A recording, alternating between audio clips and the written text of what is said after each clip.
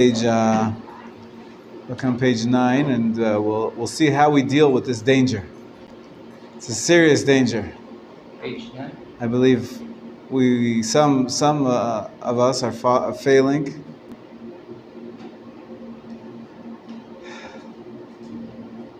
But we can't fail this time. We have to. Page 9, a temporary residence. God wanted to bestow good upon us. So He chose us from among the nations, brought us out of slavery, and gave us the Holy Land, a good and spacious land, a land flowing with milk and honey, so that we uphold the Torah and mitzvot in this land. We plant trees and build homes in it, eat of its fruit, and are satisfied by its bounty in this land. We live our entire lives in holiness, thus fully revealing the divine through body and soul in all areas of life. What an amazing structure that just by being in the land of Israel, you're doing a mitzvah. You build a family, you build a home, you get a job. Thank you, sir. And you're doing a mitzvah. You know, it's interesting, there's a comparison between the sukkah and the land of Israel. One of the great rabbis said there's only 2 mitzvot in the whole Torah that you enter with your entire body. Some people add a 3rd and a 4th. But let's keep it at 2, simple. Most mitzvot, like the tefillin, you put it on you. The tzitzit, you put on you. I don't know, you have a mezuzah, it's on the door. But what mitzvah do you enter with your entire body? So they say sukkah. Sukkah, you enter with your entire body. And Eretz Yisrael. Eretz Yisrael, your entire body, you're within the mitzvah. Some people add mikvah. Although it's not necessarily a mitzvah to go to the mikvah. It depends, if you want to get pure, you have to go to the mikvah. You don't have to. We talked about it, that some people say you should before Yom Kippur, before the festivals, you should purify yourself, but it's not. Simple understanding is that it's not, you don't have to go to the mikvah. A woman has to go to the mikvah so she can sleep with her husband, and she does say a bracha, and a convert who wants to convert has to go to the mikvah, so he does say a bracha. It's a special instance. In any case, the classic 2 are Eretz Yisrael and Sukkah. So you go in with your entire body. It's amazing. However, when you enter a land, a great danger lurks as well, waiting to ambush us. I'm on page 10. As we reside in sturdy homes and enjoy abundant harvests, we are prone to becoming arrogant, forgetting the Lord our God and our mission in this world, which is, after all, the reason God took us out of Egypt. You know the story they say about the guy who's looking for a parking spot in Tel Aviv. You used to live in Tel Aviv? No. Did you live in Tel Aviv? No, but you lived there. You lived there, yeah. It's like the worst thing. It's like hell on earth to find parking. It's like impossible. Okay, so you're like driving around the street and you're late for your meeting, and you say, in your desperation, you say, God, if you'll just give me a parking spot, I'll keep Shabbat or something like that.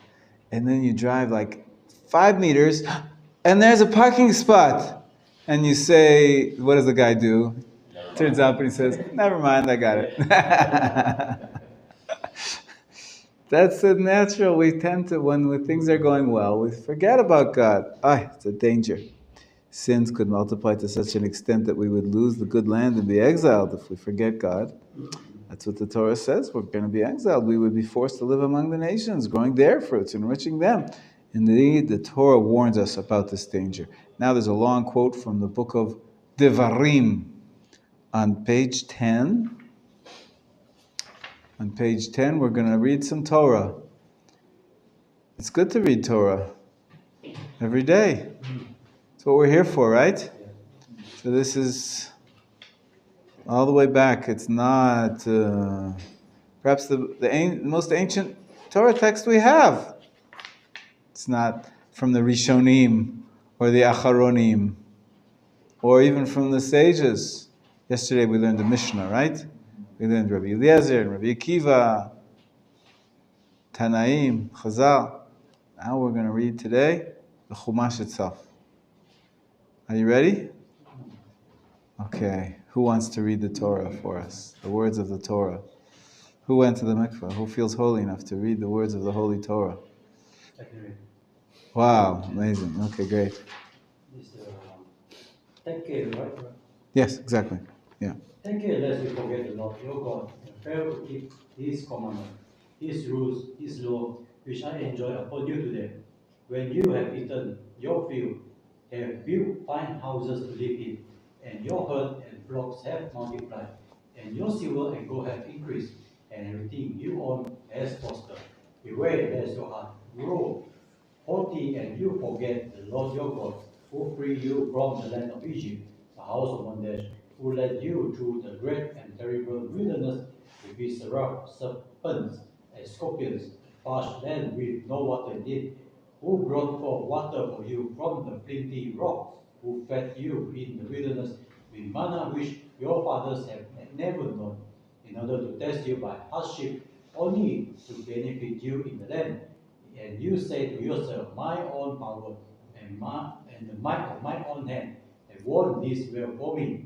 Remember that it is the Lord your God who gives you the power to get wealth in fulfillment of the covenant that He made on earth with your fathers, as is still the case. If you forget the Lord your God and follow other gods to serve them or bow down to them, I warn you this day that you shall certainly perish. Therein and 11 to 9.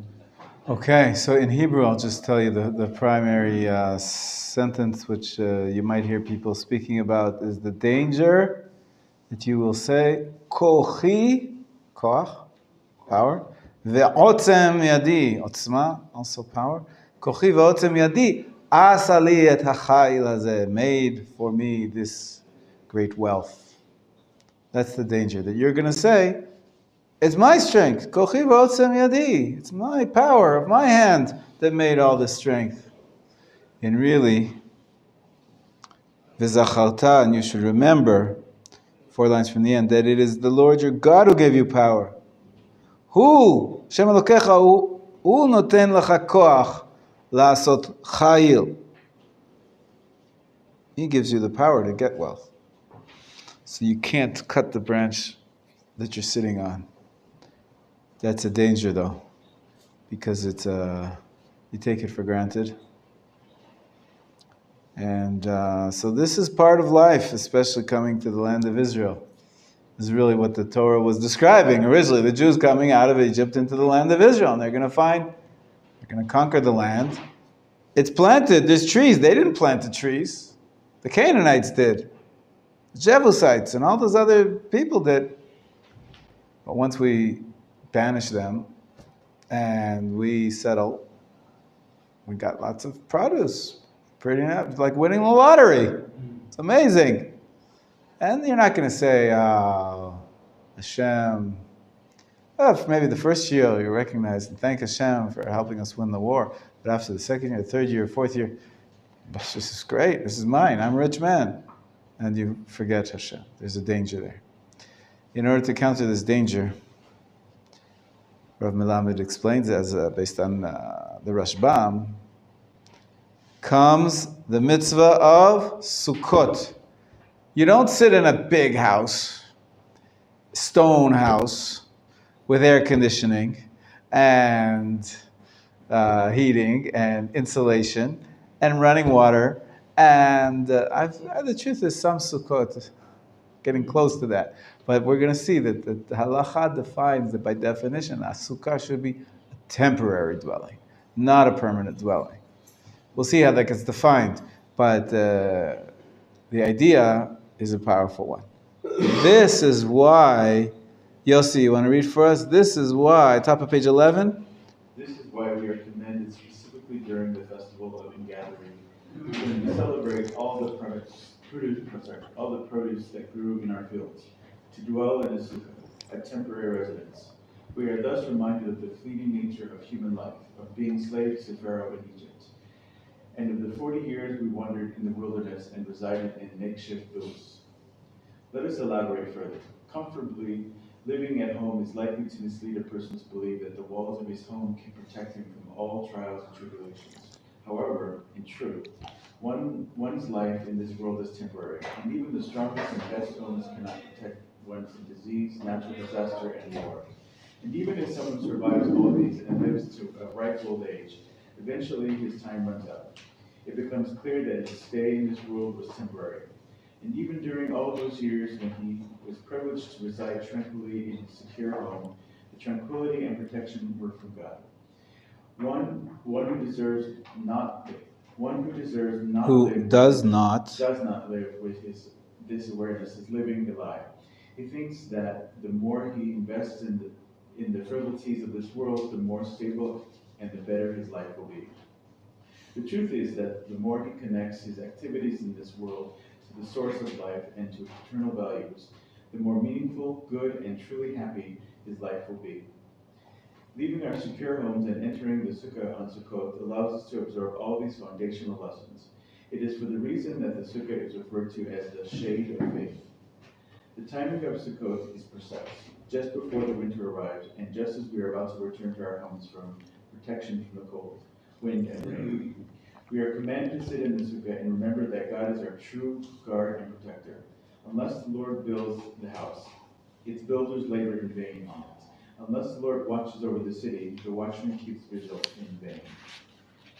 In the merit of our living in temporary residence, which connect us to faith, God will allow His Shekinah to dwell in our midst.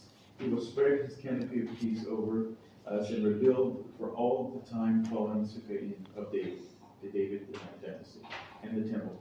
We live securely in permanent homes in the good land that God promised to our ancestors and to us. As we read, on that day I will set upon again the fallen roof of David. I will mend its breaches and set up its ruins anew. I will build it firm as in the days of old, when the mountains shall drip wine and all the hills shall wave with grain. I will restore my people Israel. They shall rebuild ruined cities and inhabit them. They shall plant vineyards and drink their wine. They shall till gardens and eat their fruits, and they will plant them upon their soil, never more to be uprooted from the soil I have given them, said the Lord your God. Amos 9:11-15. You know what street I live on? Amos Street. I live in Tekoa, where he was living. The prophet Amos lived in Tekoa. He's rebuilt the city in those environs, and the streets are named after him. And hopefully we'll never be uprooted anymore from these lands. And I want to teach you a song. You need the Sidurim, blue Sidurim. Few songs, right? It's also Shabbat, Erev Shabbat, but also about Sukkah. He says, Hashem promises to rebuild the Sukkah of David. What's the Sukkah of David? David's going to have a Sukkah? King David's going to have a palace, isn't he? I have one here. What's the Sukkah of David that he's going to have? So it represents, that's from the words of Amos. On that day I will set up the fallen booth of David, the Sukkah of David. I will mend its breaches. What does that mean? It's a metaphor for the Davidic dynasty. It's a metaphor for Mashiach. Right? Mashiach ben David. Mashiach is from the Davidic line. So we're going back and we're thinking about, so turn to Birkat HaMazon. Birkat HaMazon appears in this Sidur.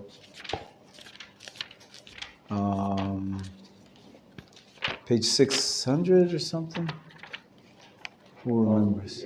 1058, thank you. And we're going to be reciting this quite a few times on Sukkot. And we also sing it on Sukkot, because it's a Sukkah song. There's not so many Sukkah songs. Say the word Sukkah in them.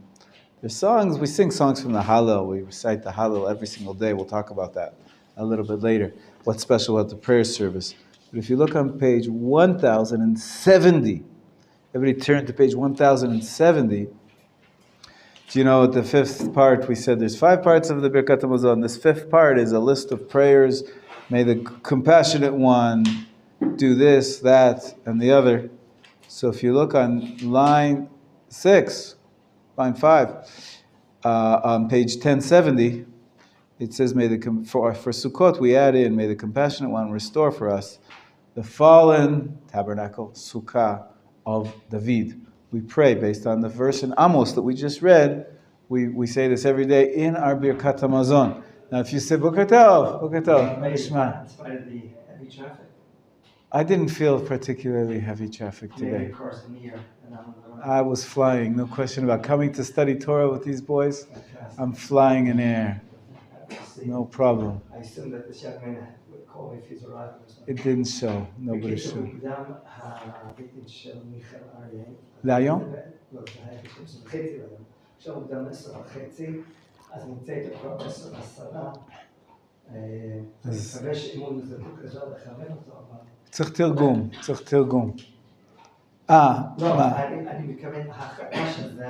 להגיע לשם? אם הוא יבוא ממועד, בינתיים הוא לא מצוצר. איתן, זה בסדר, אוקיי, בעזרת השם. לכוון אותו לרב מיכה, אחר כך... בסדר גמור, אם אני רואה מישהו, אני מחייך, בעזרת השם. One of our students is going to the Beit Din today. Michael Aryeh. Baruch Hashem from Holland. Yes, you know him? Yeah? Wonderful. Sorry? His Final, not interview. Beit Din, yeah. He's, if they like it, they'll tell him to say Shema Yisrael. So he's Jewish. And then don't remember if he already had Brit Milah, but then next stage is Brit Milah, and the next stage is if he had one, is checking the Brit, and the final stage is the mikvah. So that's not today. But today is the rest, that's all just, procedural. This one is I guess you could say the essential acceptance by the representatives of Am Yisrael, the 3 judges representing Am Yisrael. So it's exciting. Bezrat Hashem. Okay. Anyways, on Sukkot, whenever we say the Birkat HaMazon, we add this in. You could. It depends how many times you wash your hands and eat bread. If to say the full Birkat HaMazon is only after eating bread, right? So how many times do you do that a day? Normal day, I do it in the morning. Normal day once, yeah? Yeah, I don't do it at all during normal days. I try to stay away from carbs. Try to keep it down. You get to my age, that just, if you don't watch it, you balloon up. So and whatever, I manage.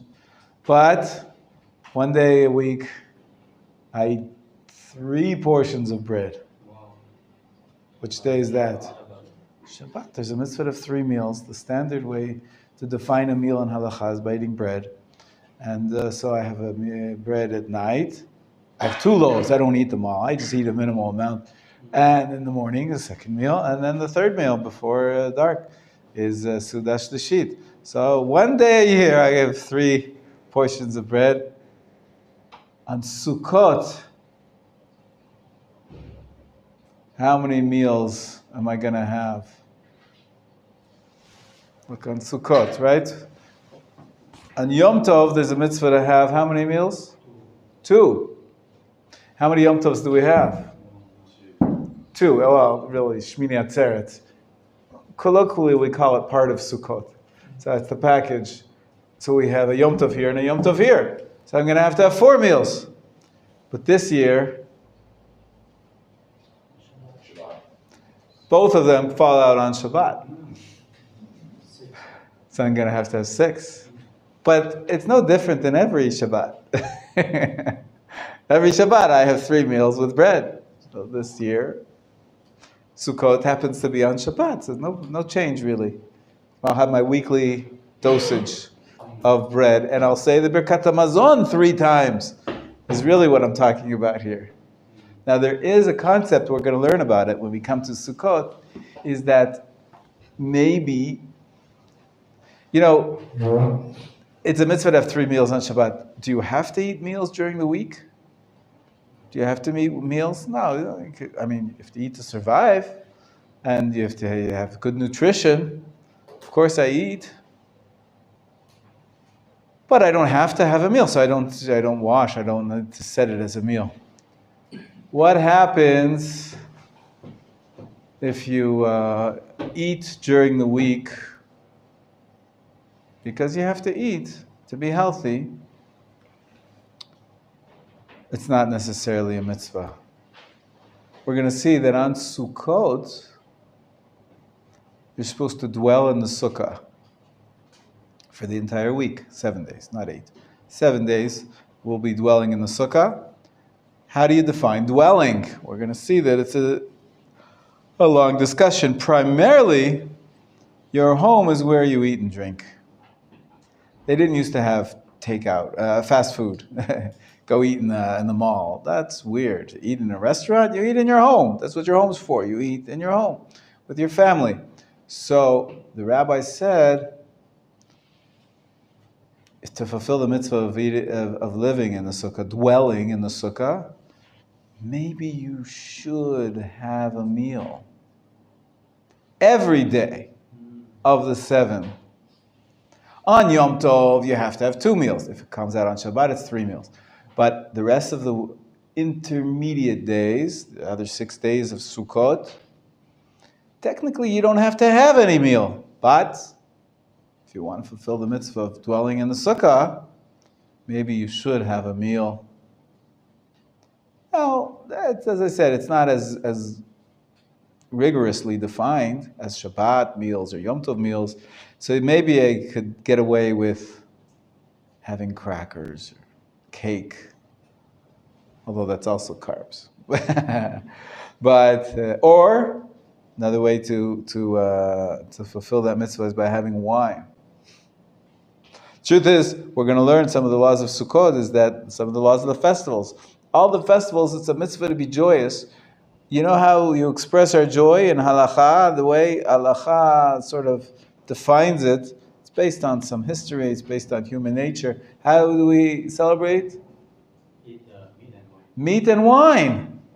Some people say you should have meat and wine every single day of Sukkot. I try. Sometimes I'm makel. I'm lenient and I only have chicken. But the best is to have a steak or some kind of meat and wine every single day. And maybe you can, fulfill your mitzvah of eating and dwelling in the sukkah by eating that way, and also fulfill your mitzvah of joy on the holidays. There's other ways to be joyous as well. You're supposed to do those on Sukkot as well. We're going to see that it's a quite open and variable mitzvah based on what you like. If you like playing Irish music, go for it. Sukkot is a time of joy. It's a wonderful time to play Irish music. Best if you can do it in the sukkah. Now, hopefully your neighbor to the sukkah also likes Irish music. Otherwise, you may have some problems ben adam v'chavero, between man and his fellow man.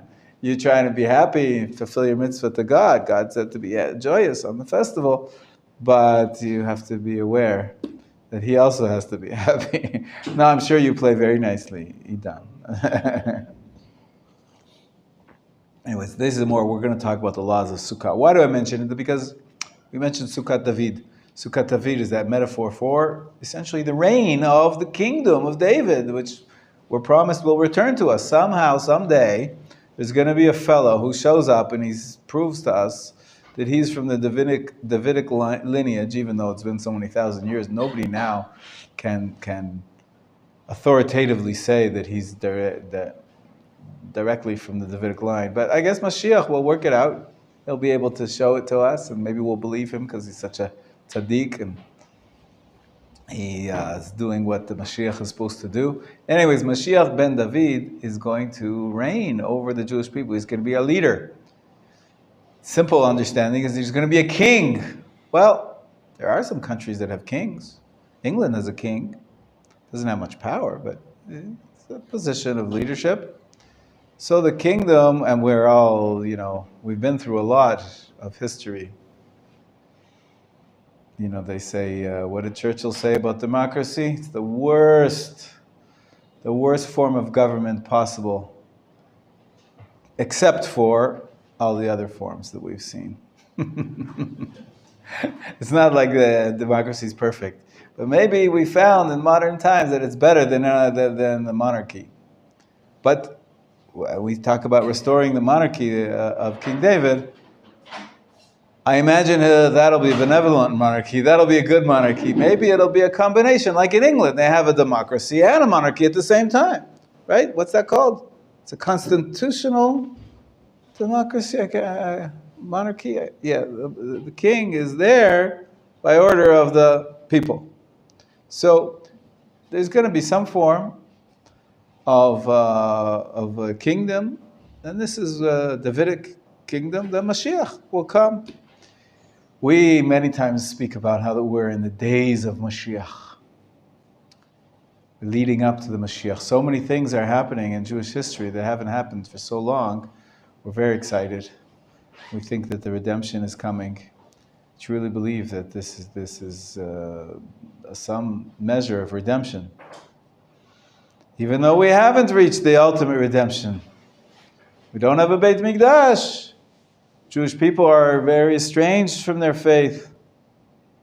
Ultimately, we want everybody to do tshuva. We want there to be peace in the world. All those are elements of the future days which have not yet totally been fulfilled. But other things have been fulfilled, like the gathering of the exiles. We're on the path. Almost 50% of Jewry is in Israel. Almost.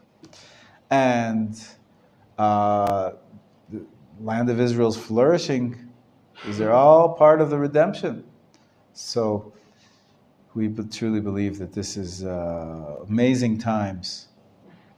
But we haven't given up. When we say it's Yemot Mashiach, these are the days of Mashiach, we haven't given up on Mashiach himself, the king. We say King David, or the son, the descendant of David, he will show up one day and he will lead us and help us finish this process that's starting. It'd be really nice to have somebody, a good leader. All of our leaders, you don't want to know who our members of Knesset are. Yeah. And you know how many of them sit in jail before or after. It's really not pretty. There is corruption. It's much better than many countries in the world where, you know, there's dictatorships and there's real corruption. And they don't throw them in jail. At least here, if they get caught, they're thrown in jail. So that's a step up. We're much better than a lot of countries in the world, but we still have a ways to go in terms of our leadership. So we're waiting for Mashiach himself. When we speak about Hashem restoring the Sukkah of David, it's a metaphor for the Mashiach coming and the Davidic dynasty being restored and the leadership which will lead us to the final redemption. Okay, are you ready? I'm going to sing the song. This is composed, I think, by Shlomo Carlebach. It's a simple tune, but it's simple words. And it's what we have. There's many other songs, but I'll teach you this one. Harachaman hu yakim lanu et sukat David hanofalet. Here it says nofelet. There's different versions. Some say nofalet, some say nofelet. So diktuk difference. In any case, you see where I'm singing from the line 5 on page 1071. Harachaman hu yakim lanu et sukat David hanofalet. Again, harachaman hu yakim lanu et sukat David hanofalet. Harachaman hu yakim lanu et sukat David hanofelet. Okay, that's the low part. The high part goes, Harachaman hu yakim lanu et sukat David hanofalet harachaman hu yakim lanu et sukat David hanofalet harachaman hu yakim lanu et sukat David hanofalet harachamanu yakim lahanu et sukat David hanofalet harachaman hu yakim lahanu et sukat David hanofalet harachaman hu yakim lanu et sukat David hanofalet. By the way, in my yeshuv where I live in Tekoa, my street is called Amos Street. That's like the main road, and then the main shul, synagogue where I daven, is called Sukat David. It's the name of the shul. It's also named after a fellow David who was killed by terrorists who in this area way back 30 years ago when it was being founded. So Sukat David is the name of the shul in his honor, but it's also, of course, appropriate. This is the prophecy of Amos. And on the parochet or in the shul somewhere, it has the beautiful fruit. I will plant the beautiful last sentence, verse 15. I will plant them upon their soil, never more to be uprooted for the soil I have given them, said the Lord your God. It's beautiful. We're trying to pray, hope and pray for this prophecy to be fulfilled in our day. Okay, so this is the song. Once we have the Siddurim open, let's do a song for Shabbat. What do you think? Yeah, let's do it.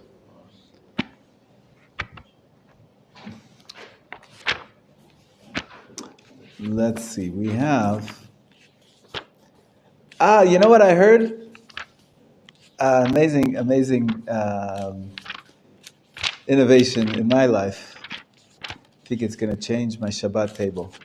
Everybody turn. First of all, you remember what we did last week? Let's review. Go to Kabbalat Shabbat. Kabbalat Shabbat page 399. 398 and 399, right? 398 and 399. Remember we did the song about the Chatan and Kala? Yahasis. You see the last two lines on 399? Yahasis alayich elokayich kimsos Chatana al Kala. Yahasis alayich elokayich kimsos Chatana al Kala. Yasis alayich yasis alayich elokayich kimsos Chatan al Kala. Yasis alayich yasis alayich elokayich kimsos Chatan al Kala. Got it? Now, keep that tune in your head and turn to page 657. Perhaps one of the most commonly sung Zmirot for Shabbat. Last Shabbat I heard somebody sing it as follows. Yom ze mechubad mikol yami kivo Shabbatzu olami. Yom ze mechubad mikol yami kivo Shabbatzu olami. Sheishet yamim ta'aseh melachtem. Maybe it's the opposite. Yom zeh. The high part goes with the chorus. Yom zeh mechubad mikol yamim kivo Shabbatzu olamim. יום זה מכובד מכל ימים kivo shavat olamim. Now comes the low part. Sheishet yamim ta'aseh melachtecha v'yom hashvi'i le'elokecha. Shabbat lo ta'aseh bo melacha ki chol asa sheishet yamim. יום זה מכובד מכל ימים kivo shavat zohar olamim. יום זה מכובד מכל ימים kivo shavat zohar olamim. Rishon hu lemikra kodesh. Line 5. Yom Shabbat and Yom Shabbat kodesh. Now 7. Al ken kol ish beyeino yekadesh. Al shtei lechem yivtzeu tmimim. יום זה מכובד מכל ימים kivo shavat zohar olamim.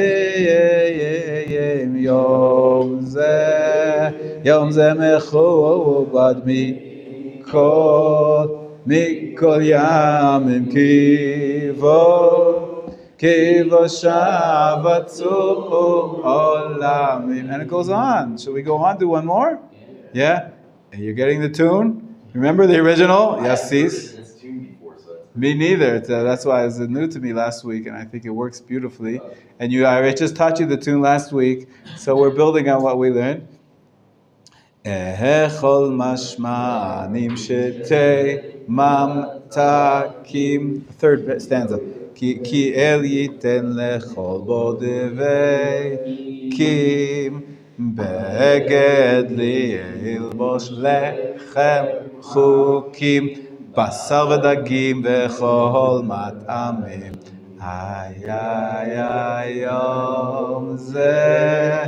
יום זה מכובד מכל ימים kivo shavat zohar olamim. יום זה מכובד מכל ימים kivo shavat zohar olamim. Just translate for a minute. This day is honored above all others. Yom ze mechubad, honored. Mikol yamim, from all other days. Kivo, for on it. Shavat, tzur olamim, he who formed all the worlds found rest. And the stanza we just read is, eat choice food, drink sweet wine, right? Every Shabbat you're supposed to have delicious food. For God will give to those who cleave to Him. It's a rhyme in Hebrew. Clothes to wear, due portions of bread, meat and fish, and all tasty foods. So we celebrate on Shabbat, and we state our faith that Hashem will give to us the means to support us. Okay, it's beautiful, beautiful words. And you know the tune already, right? I think, did I send you a link last week to the tune? Yassi Salayich? I did not? Oh, we'll have to find one. But, and then you can put it to the Yom Ze Mechubad. I've never heard that before, but now I think we're going to have to use it. S'at Hashem. All right, so Sukkot David, we learned the song for Sukkot, we learned the song for Shabbat.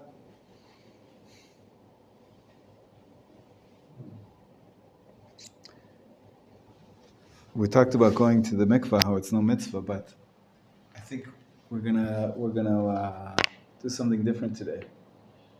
Are you ready? I want to take you on a field trip. Not too far. You don't need a hat and water, although it's so hot. But we'll appreciate coming back from the air conditioning to the air conditioning in a minute. We'll just break it up for a minute. Mikvah is used, the best way to explain it is mikvah is used for transitions.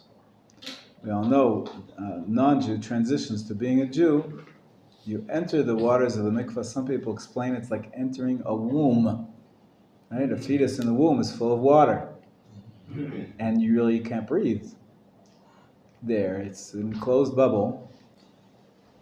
And when you come out of the mikvah, it's like a baby being born, then you breathe anew. So you're like being reborn. But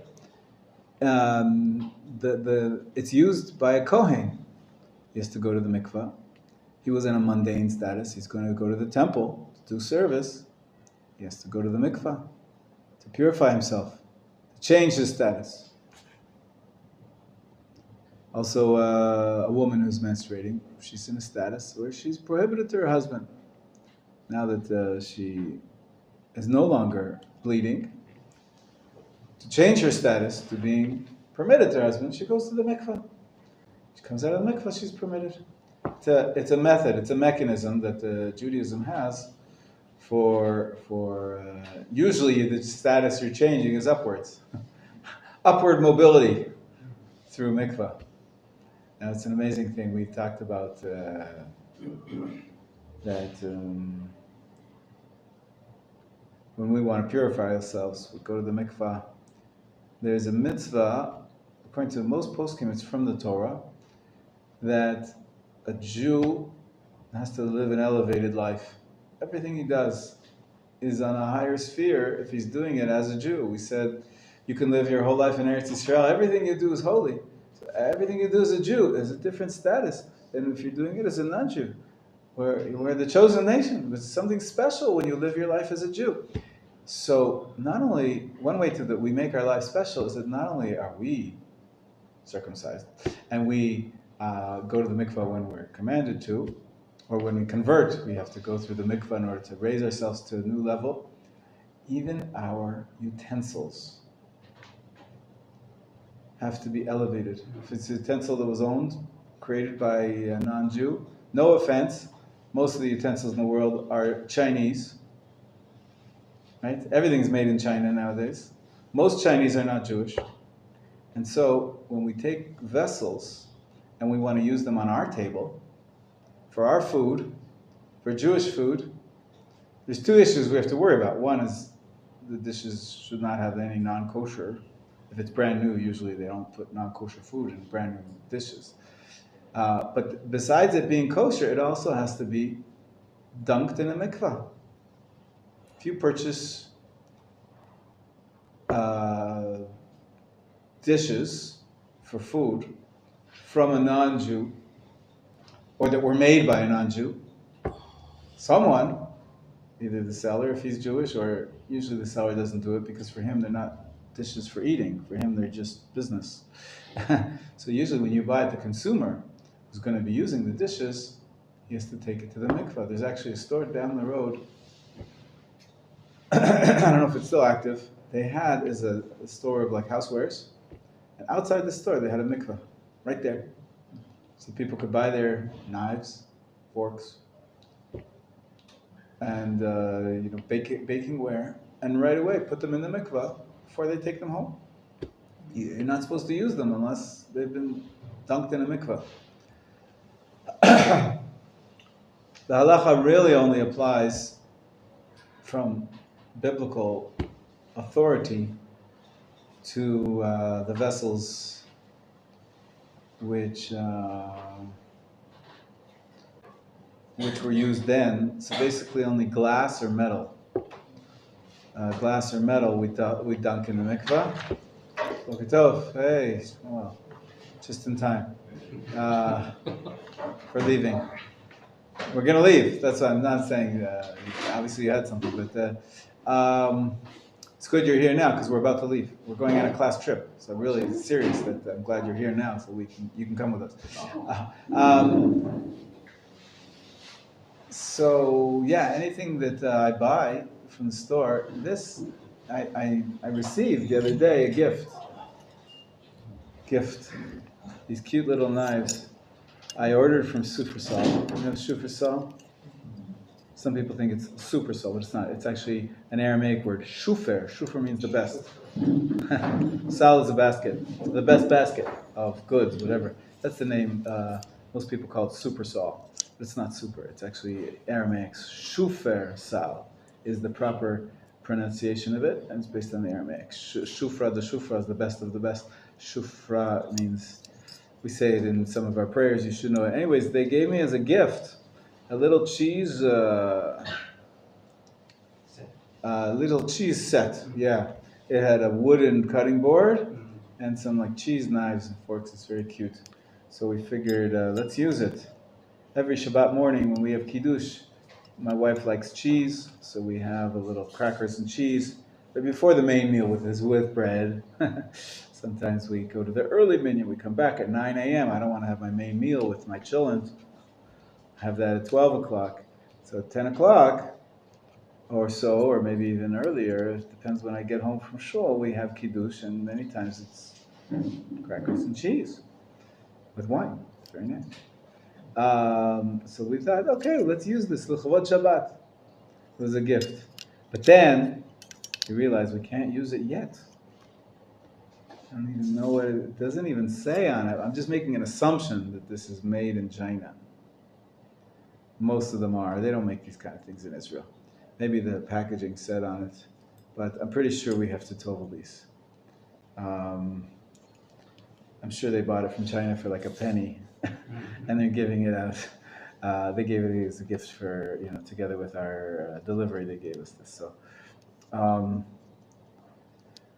So I figured maybe I'll show you how it's done. Are you ready? Okay. We have a mikvah for dishes. There's a separate mikvah. It's not bad. It's best not to take the dishes into the regular mikvah, because what happens if you take a glass in there and it falls out of your hand and it breaks, and then it's dangerous. People go in there barefoot, they could get cut. So it's best not to do dishes in the regular mikvah. Some places they have a separate mikvah only for dishes, including next door. Let's go see where it is, okay? Let's go. Close our books for a few minutes, and we'll have a special excursion. You want to turn off the video maybe? Or?